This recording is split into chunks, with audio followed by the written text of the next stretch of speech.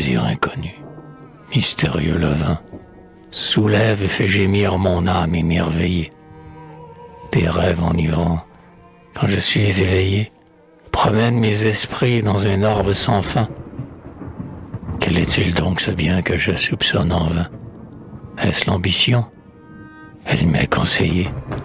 Dieu sera-t-il jaloux? Et suis-je surveillé?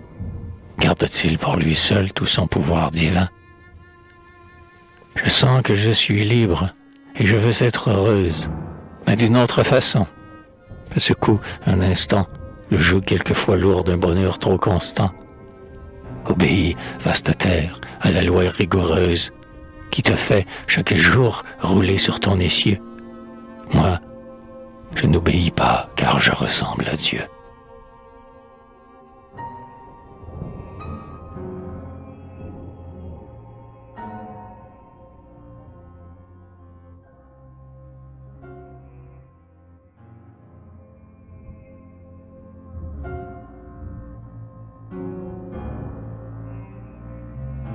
Adam. Mais le mal nous a pris, séduisant, enjôleur, comme un filet de soie en ses brillantes mailles. Ève a senti l'amour embraser ses entrailles. Elle a, bénissant Dieu, fait l'homme de douleur. Dieu m'a dit, irrité, tu scelles ton malheur. Il faut que chaque jour tu souffres et travailles. Mon ciel vous est fermé comme par des murailles, jusqu'au jour viendra le divin Rédempteur. J'ai répondu, courbé sous l'amère sentence. Nous avons fait le mal, nous ferons pénitence, mais laissez à nos fronts leur céleste fierté. Puis j'ai dit, suppliant, lève cet anathème et vois ce que je fais de notre liberté. Je pourrais te haïr, ô mon maître, et je t'aime.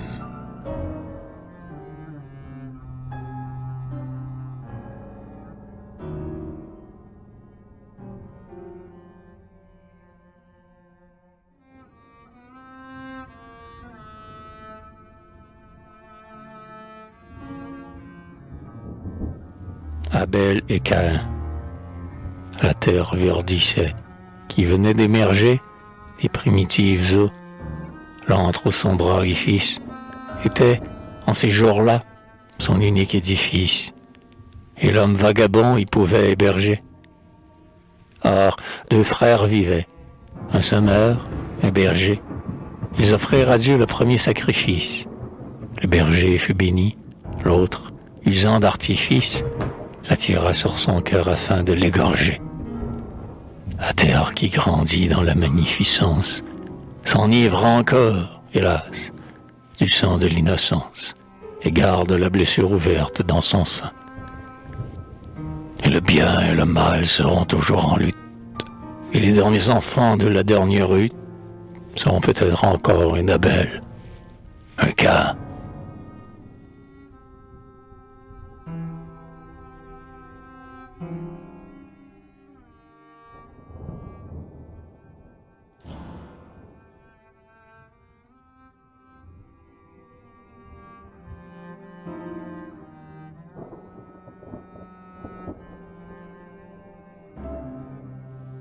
Le déluge. Mais Dieu dit, regrettant l'excès de sa bonté, la terre que j'ai faite est livrée au désordre.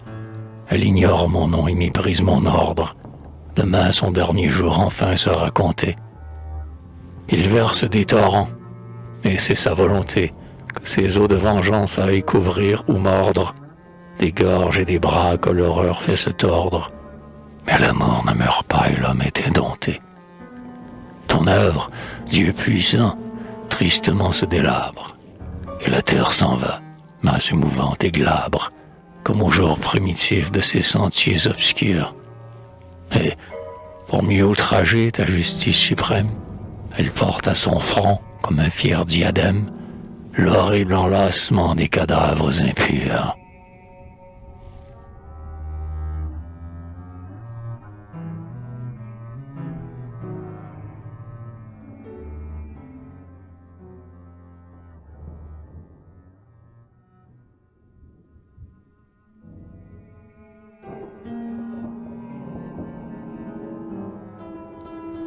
la mer morte. Près des monts de Judée, arides, sans fraîcheur, et des monts de Moab, aux sèves fécondantes, l'asphaltite maudit berce ses eaux mordantes, où jamais ne tomba le filet des pêcheurs. Les retenues sont rayées de sinistre blancheur. Serait-ce un reste froid de vos cendres ardentes? Impudiques cités, les vagues abondantes, ont-elles pu laver le front de vos pécheurs? De la vie en ce monde on se croit à la borne, nul chant n'y réjouit la solitude morne. À ne fleurir jamais ces bords sont condamnés. Dors en ton gouffre amer, sur ton lit de bitume, ta coupe décevante est pleine d'amertume. N'es-tu pas faite, ô mère, des pleurs de tes damnés?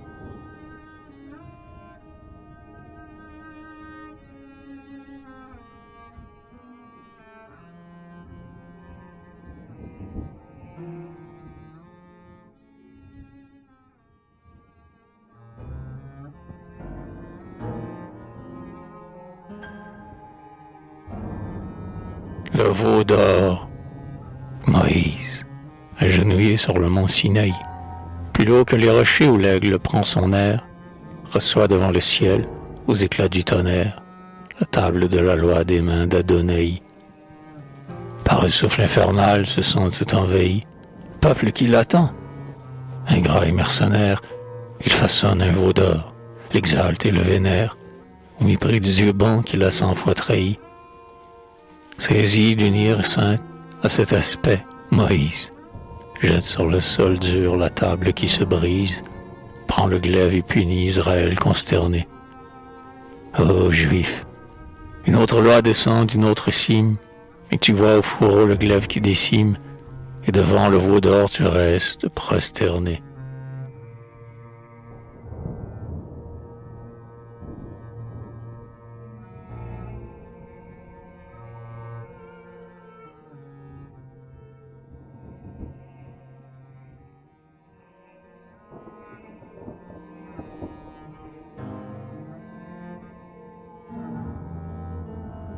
Jaël, Israël, effrayé de ses péchés nombreux, de nouveau gémissait auprès des tabernacles. Il vint à Déborah qui rendait ses oracles, au sommet d'Éphraïm, sous un palmier ombreux. La prophétesse dit, arme 10 000 Hébreux, Barak verra tomber devant lui les obstacles. L'impie est condamné. Par de nouveaux miracles, notre Dieu rendra vain ses complots ténébreux. Au pied du mont Tabor luttèrent les armées. Israël reconquit ses villes opprimées. Et Sisara, vaincu, s'enfuit sans savoir où. Jaël, femme d'Aber, le reçut dans sa tente. Et, pendant qu'il dormait, d'une main palpitante, en pleurant, lui planta dans la tête un grand clou.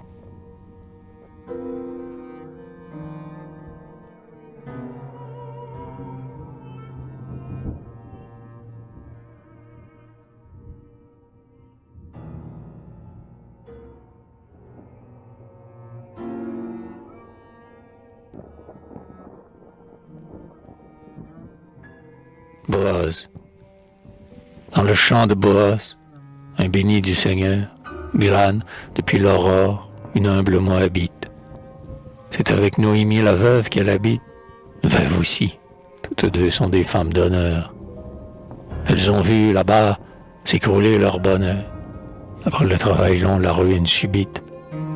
Le soir, belle en son deuil, Ruth s'approche et débite l'histoire de ces mots riches moissonneurs.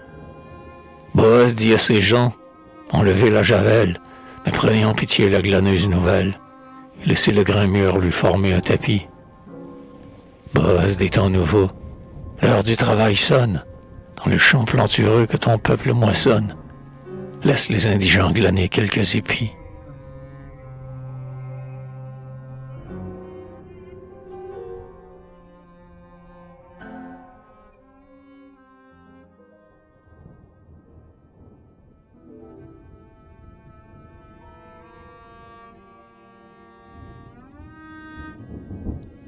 Samson, l'invincible Samson, le fils de Manué, qui Il s'enfuyait avec les portes d'une ville qui tuait, luttant seul, les Philistins par mille et narguait leur pouvoir enfin diminué.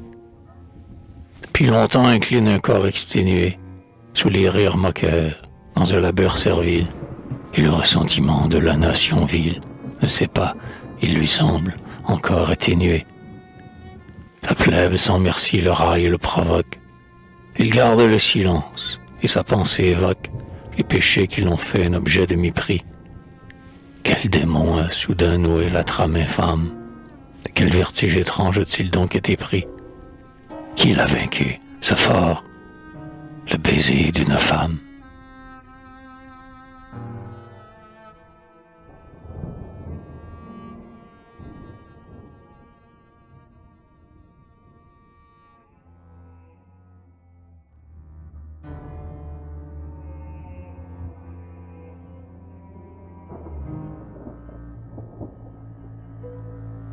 Les Philistins, ils rendent à Dagon leur devoir négligé. Dieu, peu rancunier, sourit à leur hommage. Dans son temple superbe et devant son image, ils se gorgent de vin aux festins obligés. Ils ne gémissent plus comme des affligés, mais ils chantent l'amour. C'est un joyeux chômage. La nation perverse ainsi se dédommage de la honte subie des maux infligés. Au milieu de l'enceinte et sous les draperies, Samson, les yeux crevés, souffre leur moquerie, pendant que Dalila joue avec ses cheveux. Depuis assez longtemps en silence il expie, sa force est revenue, et de son bras nerveux, il fait crouler le toit sur cette foule impie.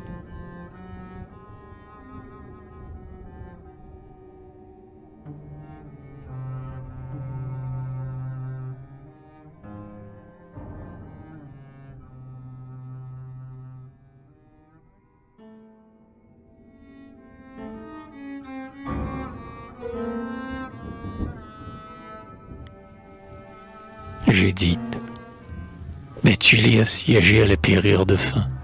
Dans l'ombre, un soir, Judith que ce malheur consterne, vient offrir, toute belle, aux vaillants Holoferne, de lui livrer la ville épuisée à la fin. Qu'on boive le nectar dans les coupes d'or fin, que le baiser suave avec le rire alterne. Fit le guerrier, il but. Or, fermant son œil terne, il s'endormit bientôt dans l'espoir et le vin. La Juive, sans trembler, prend le globe farouche et lui tranche la tête. Elle quitte la couche, où l'ardente liqueur se mêle au sang vermeil. Elle fuit en portant cette tête coupée. La garde, qui soupçonne une folle équipée, lui sourit doucement en son demi-sommeil.